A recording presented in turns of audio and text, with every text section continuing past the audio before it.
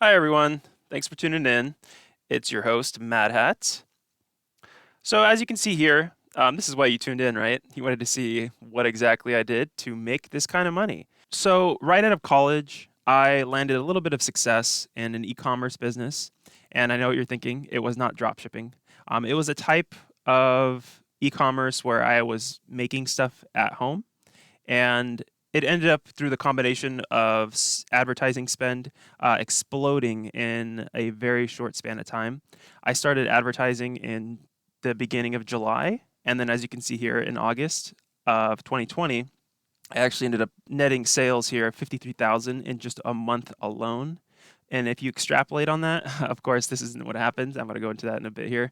But if you extrapolate, you can see that if this was to continue, I'd be making 636,000 a year alone on this e-commerce business. And my degree was in cybersecurity. And so I was already on the computer a lot. And of course, researching advertising was kind of fun to me at the time. So I looked into advertising specifically on Facebook. And as I'm sure some of you know, there was an iOS update that ended up coming out at the start of 2021.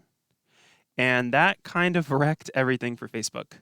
And for those of you who don't know what the iOS update is, it basically allowed Apple users to opt out of advertising, specifically opt out of the tracking for everything that you do on your phone, basically. So if you visit a site, you go back to Facebook, you bounce around, you visit sites upon sites, you search stuff, that's all going to get tracked and in the form, I believe, of cookies. And those cookies get sent back to Facebook. And then Facebook then realizes, oh, this person's really into this specific type of bakeware or this type of clothing or this type of product. And it would push these ads to your Facebook feed and Instagram feed as well because Facebook owns Instagram. That would then optimize the ads space and allow marketers like me to get our product in front of people who would buy it. And so I had an incredibly high success rate. The return on investment ROI was, it was pretty good. It was about I think 4 or 5, which isn't crazy. I was just spending a lot in advertising. So what you don't see here in this total sales is a lot in ad spend as well, and also a lot in product spend too. So but the point being that I'm trying to make is that it very quickly went downhill. As you can see here, if we go to January of the iOS update, actually, that's a bad example because this is right when it started happening. So if we give it trickle effect here, March, it starts to dwindle. I'm pumping more into ads. You go into April, and also bad example.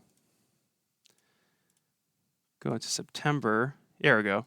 So after a while, 5,000, I kind of gave up and ended up having to go back to my roots in cybersecurity and really double down and learn. And I spent this entire year just not doing anything really cybersecurity related.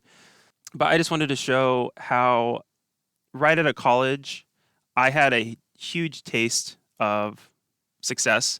And it kind of just goes to show that, you can make money anywhere. You can make money drop shipping. You can make a lot of money in owning your own business specifically. It kind of gave me a really good taste into the marketing space, advertising space. I might pursue that a little bit more. It was kind of a something that I put a lot of time and effort in and money, and we ended up actually spending more towards the end that put us in debt. So right now I'm trying to recover from that. I'm trying to get a consistent job. And I have actually landed my consistent job now as a security analyst. And so I'm now able to have free time again, where I can maybe start advertising, marketing. Maybe I'll start a side business again. This was kind of my side business at the time, and then it became my main business. Now it's my side business again, and we ended up actually closing it because of some legality issues that I didn't want to. I didn't want to blow up into something that could really harm my family.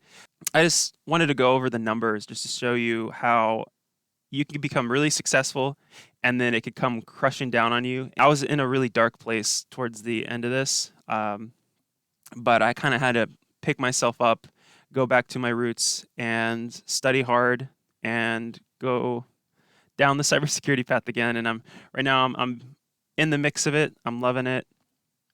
Going for my CISSP. I'm trying to study for that as much as I can, but yeah, if you have any questions on what exactly I did, I just kind of wanted to show my success story, my failures, and yeah. Thanks for tuning in. Make sure to leave a like at the bottom if you liked it. If you don't like it, I fully understand. If you want to see any other videos, comment that down below as well. But yeah, thanks again.